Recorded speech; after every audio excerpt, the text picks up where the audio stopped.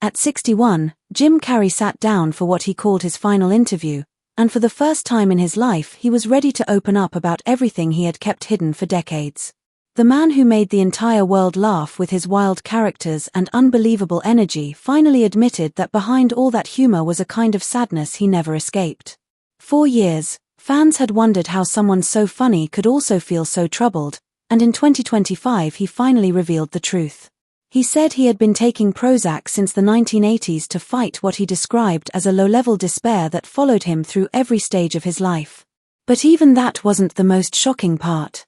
What he shared about his father's suicide attempts, his own fear of losing control, and the heavy emotions he carried throughout his life made people see every movie he ever made in a completely different way. Jim Carrey was born on January 17, 1962, in the small Canadian town of Newmarket, Ontario. He was the youngest of 4 children in a home that was always loud, busy, and full of both love and stress. His family lived in a cramped house where their hopes were big but their money was always short. His father, Percy, had once played the saxophone in a jazz band and dreamed of being a musician, but he gave up that dream to take an accounting job at Titan Wheels in Scarborough. Even then, with all his hard work, he made only about $8,000 a year, barely enough to keep the family going. His mother, Kathleen, had many health problems and spent a lot of time sick in bed, which added even more pressure on the household. Jim grew up watching his father hide his disappointment. Percy loved music more than anything, but every day he sat behind a desk doing a job he didn't enjoy. Jim could see how painful it was for him to give up his dream, and he learned early that life could be unfair even if you worked hard. This lesson stayed with him forever. When Jim was only 8 years old, he began standing in front of the mirror for hours, twisting his face into funny shapes and studying every tiny movement until he could make people laugh on command. It became a sort of escape. At 10 years old, he was confident enough to write a letter to Carol Burnett, telling her that he was already a master impressionist. She sent back a polite form letter, but to Jim it felt like a sign that he belonged in comedy. He taped the letter to his wall and treated it like a promise that someday he would be on TV too. School wasn't much easier. Jim couldn't stop performing. He did impressions of teachers, celebrities, and movie characters during class until the principal kicked him out again and again. Kids called him Rubber Face, but instead of feeling hurt, he loved the attention. Making people laugh helped him forget the stress at home. But everything changed in 1975 when Titan Wheels suddenly shut down.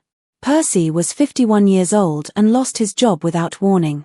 He sent out 73 applications to accounting firms across Ontario, hoping someone would hire him, but every single company rejected him. Money ran out fast, and Kathleen's medical bills took away whatever little they had left.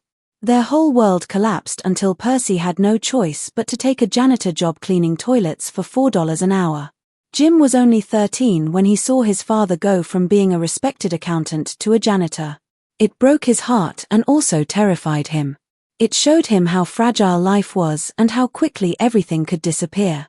Within months the family lost their home. Between 1974 and 1976, the Carreys lived in a yellow Volkswagen campervan parked near Lake Ontario. Percy and Kathleen slept inside while Jim and his brother John slept in a tent next to it. The nights were freezing, and many mornings they woke up with frost on their sleeping bags. They washed in gas station bathrooms before school and ate whatever they could find. Sometimes Jim took expired sandwiches from dumpsters and heated them on the tiny stove in the van. To survive, the entire family worked night shifts at a local factory, cleaning floors and bathrooms for only $32 per shift. Jim still went to Aldershot High School, but he was exhausted, depressed, and wearing the same unwashed clothes each day. His life felt like a cycle of working all night, going to school half asleep, and pretending everything was normal. By 15, his mother's health had become so bad that she needed help just to stand or walk. Jim missed more and more school until he finally dropped out at 16 to work full-time with his father. He earned $4.25 an hour cleaning floors through the night, then came home at sunrise to help his mother out of bed, wash her, cook for her, and keep her spirits up with jokes. She called him her sunshine because he kept her laughing even when her pain was unbearable. But inside, Jim was scared and overwhelmed. He had no idea how to handle everything happening around him, But he hid that fear with humor because that was all he knew. Then, when Jim was 20, something happened that changed him forever. One morning in 1982, he found his father unconscious on the bathroom floor after swallowing an entire bottle of pills. Jim panicked and called for help as paramedics rushed Percy to Joseph Brant Hospital. They saved him only by a few minutes. Later, Percy admitted that this had not been his first attempt. He had tried twice before when the family was living in the van. Jim carried the weight of that truth for the rest of his life. He became terrified that he might inherit that same darkness and that it might someday swallow him too. This fear drove him to work harder than anyone else, as if success could protect him from his own mind. But despite all the pain, something inside him kept pushing him toward comedy. When Jim was 15, Percy drove him to the Yuck Yucks Comedy Club in Toronto for his first real show. His mother picked out a bright polyester suit because she thought all comedians dressed like the ones on TV. Jim went on stage and bombed terribly. The audience barely clapped, but Percy still took him home with pride in his voice. Jim realized then that failing wasn't the end of the world. It was part of the journey. When he turned 16, he quit school fully to help support his family. He worked long factory and janitor shifts and slept in the van between them. But he also practiced comedy during breaks, mimicking Don Adams, W.C. Fields, and others. Once a straight-A student, he became angry and withdrawn. But comedy gave him a reason to keep going. The family continued to fall apart. His siblings left, his father grew more depressed, and his mother became addicted to painkillers. Sometimes she would say things like, "My brain is deteriorating at an incredible rate, or I might die any day." These comments carved into Jim's heart and left him feeling responsible for keeping everyone afloat emotionally. At 17, he made his first $20 for a 20-minute set at a club called The Haft. It wasn't much, but it proved he could get paid for being funny.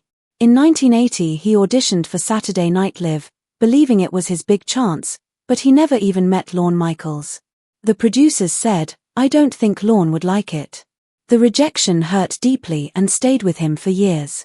It forced him to create his own style instead of copying other comedians. Jim was also bullied in school for being poor. His clothes smelled like factory dust, and kids mocked him for it. He struggled with emotional pain so intense that sometimes he would hurt himself just to feel something different. He later talked about this in a documentary that producers kept locked away for nearly 20 years because it was too raw and personal. Through all this, his pain became the fuel behind his wild stage energy. Every face twist, every exaggerated move, came from a boy who learned to survive by making people laugh. Still, there were small signs of hope. Some teachers at Aldershot High School allowed him to perform in class instead of scolding him. One art teacher remembered how Jim would draw sketches while doing John Wayne impressions at the same time. In 1981, when Jim was 19, he landed his first TV role in a small Canadian film called Introducing Janet, later called Rubber Face. He played a young struggling comedian just like himself. It didn't make him famous, but it was his first step forward. Later that same year, he took a huge risk and left Toronto for Los Angeles with only $200 in his pocket. He slept on couches, floors, or wherever clubs would let him stay. He got small TV parts that paid barely anything, but he kept going. In 1982 he started performing at the Comedy Store, the same place where legends like Richard Pryor and Robin Williams had performed. One night, Rodney Dangerfield saw him on stage, loved his act, and invited him on his 1982 to 1983 tour. Jim was the youngest performer on the tour, opening shows for thousands of people. Even then he barely had enough money to eat once a day, but he felt like he was finally moving in the right direction. He got more small TV roles in the next few years. In 1983 he worked on a low-budget show called The Sex and Violence Family Hour for only $50 a week. He lived in an empty apartment with no furniture and ate mostly instant noodles. In 1984 he starred in a sitcom called The Duck Factory, but it was cancelled after 13 episodes. He went back into debt and felt like he was moving backward again, but he refused to quit. In 1985 he had his first small hit with the movie Once Bitten, which made $19 million. Critics didn't take it too seriously, but audiences noticed him, and people began paying attention. Around this time, his personal life became unstable again. He was arrested for marijuana possession, had a short-lived affair with Mia Farrow, and became dependent on cocaine to keep up with long nights and rehearsals. He later said this was one of the darkest periods of his life. Still, he kept trying. He auditioned for Saturday Night Live in 1980, 1983, and 1986. All 3 times he was rejected. The final rejection came after he did a Robin Williams impression that didn't go well. Most people would have given up, but Jim didn't. Instead, he reinvented himself completely. He came up with outrageous original characters no one else would dare perform. One of these creations, Fire Marshal Bill, would later become one of his most iconic roles. By 1990, Jim Carrey was 28 years old when he finally got his big break on the Fox sketch show In Living Color. The show didn't just push boundaries, it ignored them completely. Jim's energy was unlike anything audiences had seen before. Over 5 seasons he created more than 120 characters, each one stranger and funnier than the last. Fire Marshal Bill, with his burned face, wild eyes, and unforgettable line, "Let me tell you something," made him a star and set the stage for the massive success he would soon experience in movies. But behind every performance, behind every laugh he earned, was still the same boy who grew up in a van, who feared losing his father, who hid his pain behind a smile, and who worked harder than anyone else because he never wanted to return to the life he had escaped. He made people laugh and feel uncomfortable at the same time, and that was what made his comedy unforgettable. The show kept growing, pulling in millions of viewers every week, and the sketches he performed were the ones people talked about the most. It was also the first time a white comedian became the breakout star on a show built around black comedy legends. He didn't just fit in, he stood out in a way no one expected. But behind all the applause and all the wild characters he played, he was pushing himself harder than anyone knew. To play extreme roles like the exaggerated female bodybuilder or his over-the-top parodies of famous rappers, he kept changing his weight, sometimes gaining or losing 20 pounds in a single week. He treated his own body like a tool, bending it, slapping himself, falling onto furniture, and throwing himself around the stage just to get a laugh. People thought he was invincible, but he was slowly breaking down. During one sketch in 1992, he twisted his ankle badly while dancing, but he still filmed the rest of the week in pain because stopping felt like failure. By then he was getting $25,000 per episode, had finally bought a house in Los Angeles, and was terrified that slowing down would make it all disappear. To keep up with the exhausting 80-hour work weeks, he started taking Adderall, telling himself it would help him focus, but instead it began to tear him apart inside. At the same time, the pressure of fame was destroying his marriage. He had met the woman he married back in 1987 when he was still struggling on a small sitcom, and she fell in love with the man he was before the spotlight. But once his career took off, everything changed. Fame filled their house with strangers, long nights, broken promises, and constant stress. In 1995, she filed for divorce, saying that he lied to her, cheated on her, and became someone she no longer recognized. The truth came out in court papers: too much work, too much pressure, too much temptation, and almost no time left for the life they once planned together. To the world, he was a rising star. At home, everything was falling apart. Even the show itself was drowning in controversy. During the 1992 and 1993 seasons, the sketches became so wild and so fearless that the network panicked. One famous segment mocked gang culture and pulled in more than 10 million viewers, but it also brought a wave of complaints. Executives fought with the writers about what could and couldn't air, trying to save the show from backlash. But he didn't hold back. He kept pushing, kept mocking things people said comedians should never touch, and kept using humor like a battering ram.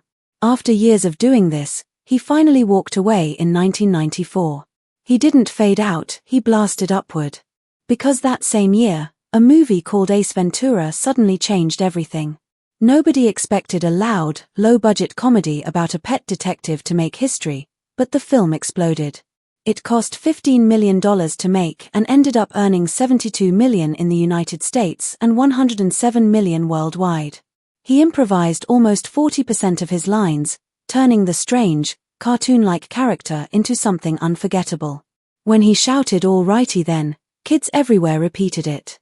Studios that once ignored him suddenly chased him with contracts. That movie turned him from a TV oddball into a full-blown movie star. During the audition, he didn't even follow the script. He just did voices and physical bits that made no sense on paper, but the casting team couldn't stop laughing. He beat 19 other actors for the role. During filming, the original actress cast for the lead role argued constantly with him and the director, and she was eventually removed. Her replacement fit perfectly, and the movie ended up being rewritten around his unpredictable style. He would pull pranks in the middle of scenes, sometimes doing things so unexpected that the crew couldn't stop laughing, and some of those accidents stayed in the final film. He didn't just play Ace Ventura, he lived as him for weeks. He slept in the character's apartment, dyed his hair, wore the costumes, and stayed inside the role even when cameras weren't rolling. The lines between the character and the man blurred completely. But while the success looked amazing, the hidden cost was rising. He earned $350,000 for Ace Ventura. After the movie came out, his pay jumped to $7 million for Dumb and Dumber, then $20 million for The Cable Guy. But the more money he made, the more pressure he felt. During the promotion tour for Dumb and Dumber, he had a full emotional collapse. He hallucinated, he couldn't sleep, and he admitted later that he had been using cocaine just to get through his overwhelming schedule. He said he felt like a clown wearing a mask. Not the green mask from the movie, a different mask. One that forced him to pretend to be happy even when he was drowning inside. The merchandise only made it worse. Suddenly there were dolls, lunchboxes, t-shirts, and toys everywhere with his face on them. Kids wore his quotes on backpacks. He didn't feel proud. He felt trapped. In 1995, he sued a major studio for using his face in video games without asking him or paying him, saying they exploited his image to make millions. He wasn't just the biggest comedy star in the world, he was a brand he couldn't control. After that, they made the sequel to Ace Ventura. For the second movie, he demanded $15 million plus a percentage of the profits, making it one of the highest paychecks for a comedy actor ever. The movie earned $212 million worldwide. But he hated parts of the script. He tried changing certain scenes, but not everything was up to him. Activists accused the film of mocking sacred animals, and he felt like his career was slipping into something he no longer believed in. He kept smiling, kept doing interviews, kept pretending the pressure didn't exist, but behind the scenes he was fighting with himself. Then, in that same year, another movie exploded. The Mask hit theaters and became one of the top-grossing films of 1994, making more than $350 million worldwide. His physical comedy, his rubber-like face, and his chaotic creativity made the movie unforgettable. But instead of feeling joy, he felt even more panic. Fame had arrived fast, hitting him like a wave he couldn't control. Everywhere he went, people expected him to be wild, loud, and funny. They didn't want to see the quiet version of him. They didn't want the man who had lived in a van, taken care of a sick mother, cleaned floors all night, and watched his father lose hope. They wanted the cartoonish version, the mask, the grin, the performance. And the more the world demanded that version, the more he felt himself disappearing. He once said that when he put on a character, he didn't act, he became someone else completely. It was the only way he knew how to escape the sadness buried inside him. But every time he did it, he felt a little less like himself. The world saw a superstar. He saw someone falling apart. Fame gave him everything he once dreamed about, but it came with a weight he never knew how to carry. And underneath all the laughs, all the applause, and all the movies, he was still the boy from Canada who learned to hide his pain behind a joke because it was the only way he knew how to survive. The green mask in the movie wasn't just makeup. Most of it was CGI created by the team at Industrial Light and Magic. More than 200 scenes used digital effects.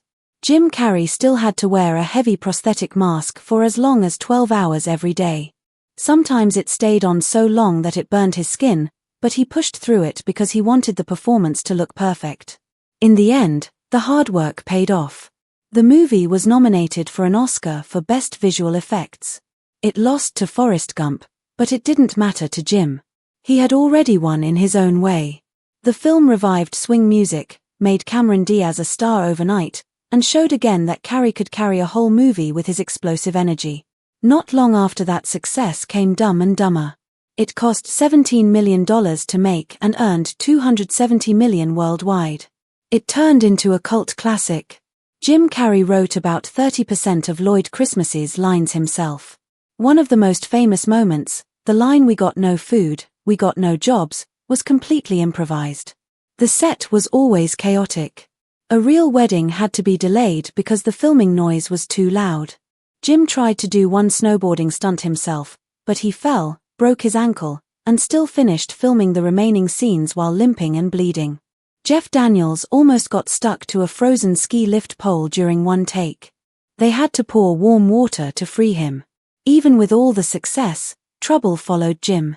In 1994, Fox sued him for $10 million over in living color residuals. They settled privately. That same year, he earned almost $20 million from his movies, but the pressure was building. At the MTV Awards, he collapsed on stage. People thought it was a joke, but backstage he whispered that he needed a break. He was exhausted and paranoid. Jim Carrey could make the world laugh, but inside he was running out of strength. When he filmed the boat escape scene in The Truman Show, the pressure on him became even heavier. Director Peter Weir kept pushing him to go deeper into the character. That storm sequence alone took around 150 takes. The crew created an artificial ocean inside a giant tank the size of a football field. They built a special storm system that could look like a real hurricane. Water hit Jim from every direction as he held onto the boat. He was strapped into a safety harness that felt like being locked into a seatbelt during a car crash. At one point, the storm simulation became so intense that he almost drowned. Crew members had to jump into the water to save him. But when they finally recorded the moment where Truman touches the wall of the fake world and steps out into the unknown, it only took one take. That moment became one of the most iconic scenes in movie history. The Truman Show cost $60 million to make and earned $264 million globally. Jim's performance was so powerful that people didn't laugh the way they used to during his movies. Instead, they watched in silence. He didn't just act inside that dome, he lived inside it. For weeks he refused to leave the set. He wanted to understand what it felt like to be completely isolated like Truman. He didn't call his family and barely spoke to anyone when the cameras were off. That emotional isolation made the performance stronger, but it also created conflict behind the scenes. Jim argued with Peter Weir and demanded more control over scenes. He even asked for a $20 million bonus if he won a Golden Globe. He won Best Actor, but the tension backstage had already become unfixable. Still, The Truman Show changed the way people saw him. He was no longer just a comedian. He was now respected as a serious dramatic actor. When he took on the role of Andy Kaufman in Man on the Moon, he didn't just play the character, he became him completely. Jim lost 40 pounds and watched hours of Kaufman's performances until he could copy his voice, movements, and personality perfectly. He stayed in character even when the cameras stopped rolling. He acted like Andy during meetings, rehearsals, and every moment on set. Danny DeVito, who worked closely with him, sometimes had to step away because it was too overwhelming. Jim pushed himself even further during one of the final scenes. He injected himself with saline so his body would mimic the sick appearance of someone battling cancer. He wanted the pain to look real, and it did. The film made $50 million and earned Jim his second Golden Globe, but behind that victory was a personal tragedy. His marriage to Lauren Holly fell apart after only 1 year. Jim said he couldn't connect emotionally with anyone anymore. A later documentary revealed how deeply he had fallen into Andy Kaufman's mind. It wasn't method acting, it was a controlled kind of self-destruction. In 1995, Jim played the Riddler in Batman Forever. He brought incredible energy and created 20 different Kane designs for the character. The movie earned $336 million. Yet while the world celebrated the performance, Jim was struggling inside. Anxiety began consuming him. He started taking Valium to calm his nerves. Rumors about his mental state started spreading. Tommy Lee Jones couldn't handle Jim's behavior on set, and the two actors clashed many times. This period was when Jim's addiction issues first started to show. What looked fun and wild in the movie was covering something painful inside him. After that came Liar Liar, which made $300 million. Jim improvised nearly 60% of his lines, especially during the courtroom scenes, which felt alive and unpredictable. But 3 years later he sued Universal Studios, claiming they owed him a $2 million bonus. The case became messy. Jim accused the studio of cheating him out of royalties. They quietly settled the lawsuit, but the trust between them was broken. The movie stayed loved by fans, but now there was a dark story behind it. Things got worse during the filming of The Cable Guy. The movie earned only $12 million at first, and behind the scenes everything fell apart. Jim became the character Chip Douglas so completely that he started bothering Matthew Broderick off camera as well. Broderick once shouted that he didn't know how to react to Jim anymore. Some nights ended with both actors getting mud in their eyes during intense scenes. Broderick's cornea actually tore at one point. Another day, he waited in his trailer for 14 hours because filming kept getting delayed. The movie was supposed to be a strange comedy, but it turned into an uncomfortable experience for everyone involved. When Jim played the Grinch in How the Grinch Stole Christmas, the situation didn't get easier. The movie made $345 million, but Jim went through torture to bring the character to life. He spent 2.5 hours every morning in the makeup chair. The prosthetics were so tight and heavy that he felt like he was trapped inside his own skin. It was hard to breathe, and he constantly sweated under the costume. He had to stop filming often just to calm himself down. He insisted on doing retakes to get everything exactly right. The makeup team won an Oscar for their work, but Jim walked away with back pain, exhaustion, and memories of long, uncomfortable days. In 2015, tragedy struck Jim's personal life.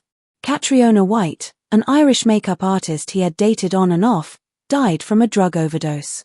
She left a note blaming Jim for emotional abuse and for providing the pills she used. Her family filed a lawsuit claiming Jim had given her STDs and painkillers, and that he ended their relationship when she was at her most vulnerable. Investigators later found missing pill bottles and messages suggesting he might have known she was in danger.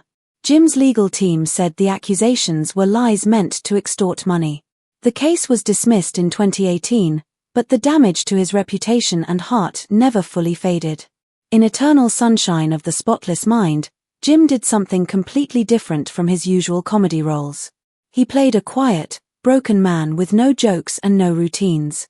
The director Michel Gondry wanted every scene to feel real, so he didn't even say action or cut. Instead, he let the actors fall into the moment naturally. Jim was pushed into emotional places he had never gone before. The film cost $72 million and was shot in chaos, with days that stretched as long as 17 hours. Jim even shaved his head for one scene. Later he admitted that making the movie left him deeply depressed. His performance was raw, honest, and painful to watch because it came from a real place inside him. It took months for him to feel like himself again. His personal life also grew more complicated. In 2012, his daughter Jane was diagnosed with autism. By 2018, their relationship became strained, and she publicly criticized his beliefs, calling them toxic. Jim had always spoken about his father, Percy, who lost his job when Jim was young.